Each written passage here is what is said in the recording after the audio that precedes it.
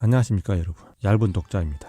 오늘은 제 심정과 같은 책을 들고 왔습니다. 뭐냐, 녹음을 한 3번 4번 하고 있는데 유튜브 힘듭니다. 극한 작업 맞고요. 진짜 절규를 하고 싶습니다. 비명을 지르고 싶습니다. 너무 지루하다, 그런 평이 대세여서 어떻게 하면 안 지루할 수 있느냐를 생각해 보다가 역시나 또 지루하게 시작을 하고 있습니다. 에라 모르겠다. 오늘의 키워드는 절규입니다. 절규 또는 비명. 여러분들은 절규를 떠올리면 어떤 것이 생각나시나요?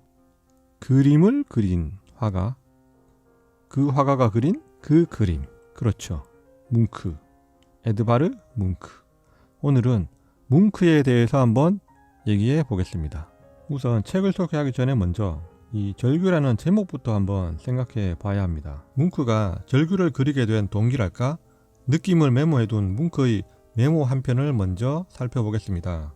친구 2명과 함께 나는 길을 걷고 있었다. 해는 지고 있었다. 하늘이 갑자기 핏빛의 붉은색으로 변했다. 그리고 나는 우울감에 숨을 내쉬었다. 가슴을 조이는 통증을 느꼈다. 나는 멈춰 섰고 죽을 것까지 피곤해서 나무 울타리에 기대고 말았다. 검푸른 피오르와 도시 위로 핏빛 화염이 놓여 있다. 내 친구들은 계속 걸어가고 있었고 나는 흥분에 떨면서 멈춰서 있었다. 그리고 나는 자연을 관통해서 들려오는 거대하고 끝없는 비명을 느꼈다. 이 메모에서 주목해야 할 것은 2가지가 있습니다. 첫째, 이 책의 저자는 여기에 절규라는 말은 없다고 말하고 있습니다. 노르웨이어로 스크리크는 있는 힘을 다하여 부르짖는, 절규보다는 너무 놀라 지르는 외마디 소리인 비명으로 해석하는 게 더 적절하다라고 책에 적고 있습니다. 둘째, 저 역시 설명을 듣기 전까지 완전히 퍼펙트하게 오해하고 있었는데 그림 속의 등장인물이 절규하고 있는 게 아니라 뭉크의 노트에 적혀 있듯이 비명이 들려 그것을 손으로 귀를 막고 있는 것이죠. 실로 어마어마한 오해가 아닐 수 없을 것 같습니다. 비명이든 절규든 그 소리의 주체가 누구냐는 문제이기 때문에 실로 대단히 중요한 문제가 아닐 수 없고, 최초의 번역자 역시 그림 속의 등장인물이 지금 비명을 지르고 있구나, 그렇게 그림을 해석한 게 아니었나, 그런 이야기를 저자는 하고 있습니다. 제목 이야기를 좀 더 해보자면 표지 그림의 제목은 영어로 The Scream이라고 되어 있습니다. 사전을 찾아보면 스크림, 비명을 지르다 이렇게 나오죠. 그래서 절규와 비명을 국어사전에서 한번 찾아봤습니다. 사전적 정의와 뭉크의 메모를 봤을 때 어느 것이 더 적절하다고 생각이 되시나요? 사전적 정의나 원제와는 상관없이 처음 사용되기 시작한 제목이 대중적으로 널리 인식이 된 채 통용되는 제목들을 뒤늦게 되살리기는 거의 불가능에 가깝다, 그렇지 않나요? 그렇더라도 일단은 알고는 있어야 하지 않을까 싶습니다. 때로는 의역되거나 오역된 제목이 더 그럴듯한 경우도 종종 있기는 있죠. 무라카미 하루키의 소설 노르웨이의 숲, 저는 상실의 시대라는 제목이 그 작품에 더 어울리는 제목이라고 생각하거든요. 하지만 원작자 하루키도 노르웨이의 숲으로 불러주기를 바란다고 합니다만, 여하튼 뭉크의 이 스크림에 있어서는 비명이 더 적합한 듯 보이지만 이미 대부분의 사람들이, 특히 한국인들은 절규라는 말로 다 알고 있기 때문에 이미 고착화되어 버린 마당에 이게 바꿔나가는 거는 거의 불가능에 가깝지 않을까, 저도 그렇게 생각하고 있습니다. 먼저 책 소개를 간략히 해보자면, 이 책은 아르떼 출판사에서 2019년 1월 21일 초판 발행한 새 책 냄새가 물씬 풍기는 신간입니다. 저자는 유성해, 가격은 18,800원. 참고로 저자는 노르웨이에 정착하고 있으며 노르웨이 문화유산관리국에서 근무 중이라고 합니다. 제가 김태훈 씨의 팬이기 때문이기도 하고 방송의 컨셉이 좋아 빼놓지 않고 듣고 있는 팟캐스트 클래식 클라우드 김태훈의 책보다 여행에서 다룬 책이기도 합니다. 최근 방송을 듣던 중 이벤트에 응모해서 당첨되어 출판사로부터 받은 책입니다.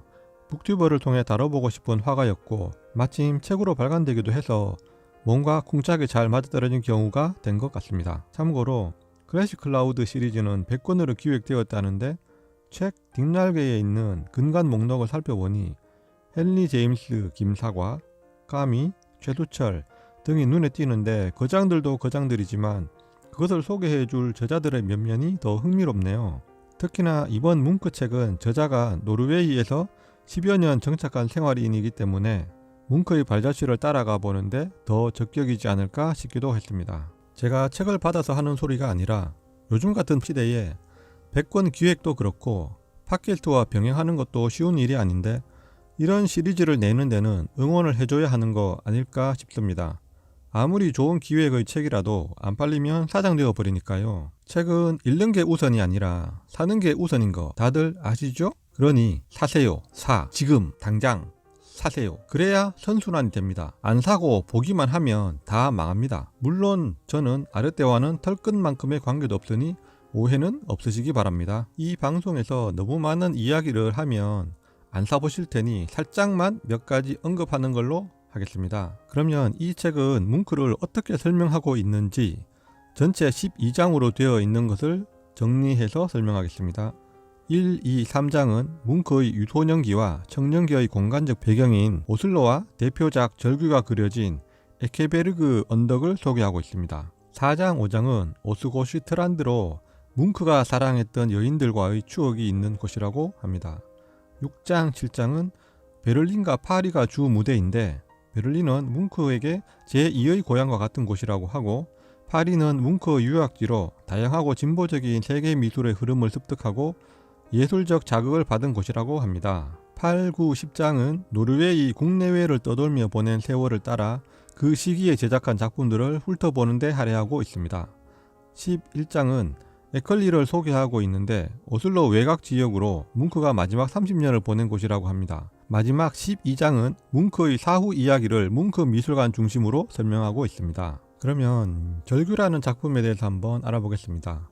절규라는 작품은 채색화로 4종, 판화로 여러 종이 있다고 합니다. 절규 채색화 4종을 살펴보자면 1893년 판지에 크레용으로 그려진 작품이 뭉크 미술관의 한 점, 그리고 같은 해 1893년 판지에 템페라와 크레용으로 그려진 작품이 노르웨이 국립미술관의 한 점, 우리가 흔히 아는 바로 그 그림입니다. 한 가지 유의할 점은 1904년에 최초로 발견된 점으로 노을 부분에 아주 작은 글씨로 미친 사람만이 그릴 수 있는 그림이다 라는 글귀가 적혀 있다고 합니다.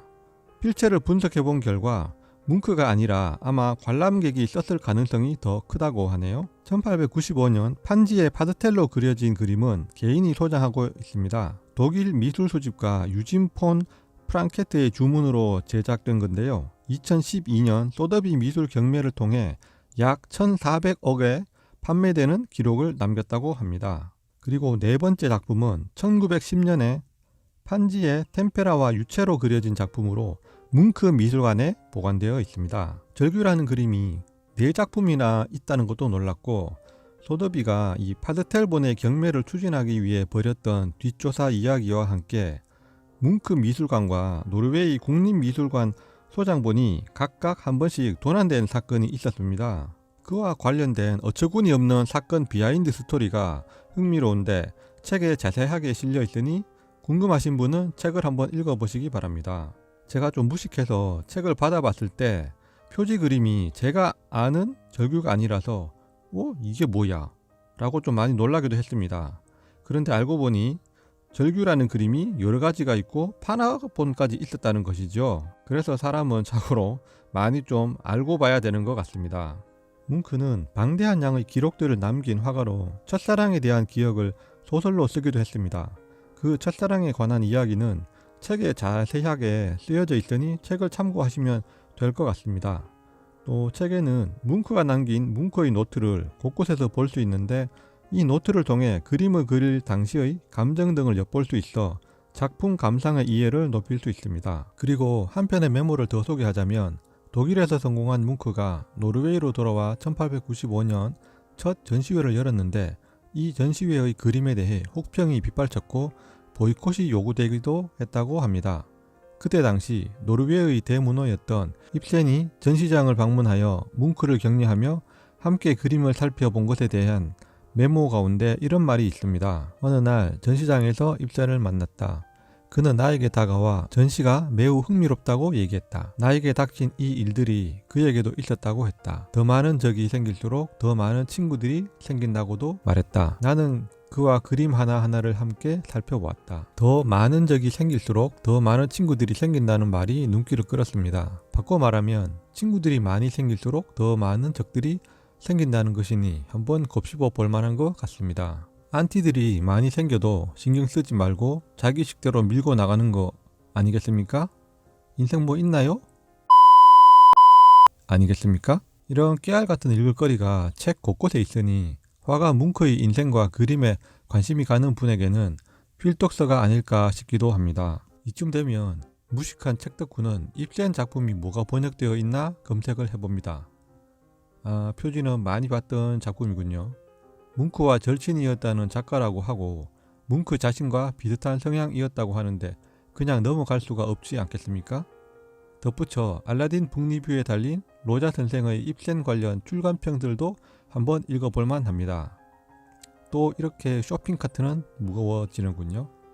언제 읽을지 모르겠지만 역시나 책은 책의 꼬리를 물고 주구장창 딸려 나오고 말입니다. 마른 하늘에 번개불처럼 갑자기 이런 생각이 듭니다. 책 덕후의 수명이 한 10,000년이 되어 읽고 싶거나 소장하고픈 책을 모두 읽고 갖춰놓는다면 과식 후에 느끼는 포만감 같은 걸 느낄 수 있을까요? 1초의 망설임도 없이 저는 당연히 없다.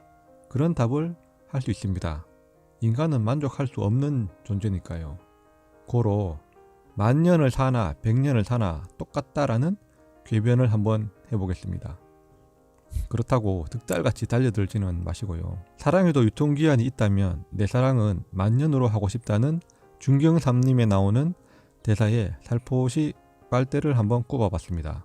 여기서 마지막으로 뭉크가 한 유명한 말을 한번 소개해 드리겠습니다. 나는 보이는 것을 그리는 게 아니라 본 것을 그린다. 제 나름대로 해석을 해보자면 보이는 것, 이것은 즉 현재라고 할 수 있고 본 것, 이것은 곧 과거, 기억을 그린다는 말로 저는 해석을 했는데요. 기억이란 것은 태생적으로 왜곡될 수 있다는 것을 잠재하고 있는데 그렇다 보니 뭉크가 그리고 있는 본 것, 즉 기억으로 그리는 그림은 왜곡될 수밖에 없다고 볼 때 절규의 등장인물처럼 그 형태가 왜곡되고 또 배경은 난간의 직선처럼 현재가 되는 것이라고 저자는 해석하였습니다. 이 역시 자세한 해설은 책의 저자를 따라서 읽어가 보시면 아주 쉽게 이해가 될 것 같습니다. 20대에서 30대로 넘어가는 과정 중에 뭉크는 칼 요한 거리의 저녁, 절망, 절규, 불안 등을 그렸습니다. 이런 그림들은 곧이어 독일에서 성공을 거머쥐는 밑거름이 되었는데요. 예술가는 절망과 시련을 먹고 살며 그것을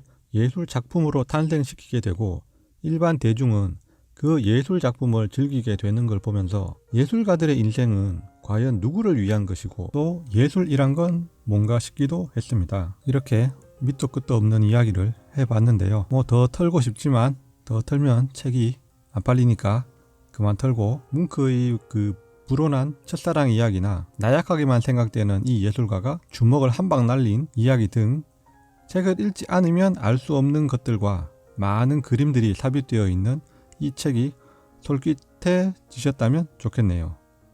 좋은 건 나누라는 그런 말도 있죠. 저는 뭉크의 여러 작품 가운데 판화로 남아있는 마돈나라는 작품을 좋아합니다. 여러분들도 뭉크의 그림들 가운데 좋아하는 그림을 만나는 기회가 되기를 바라며 이만 마치겠습니다. 중간이든 끝까지든 봐주시고 구독해 주셔서 고맙습니다. 진짜 말 잘하는 것도 타고나야 한다니까. 이렇게 버벅거려 가지고 이건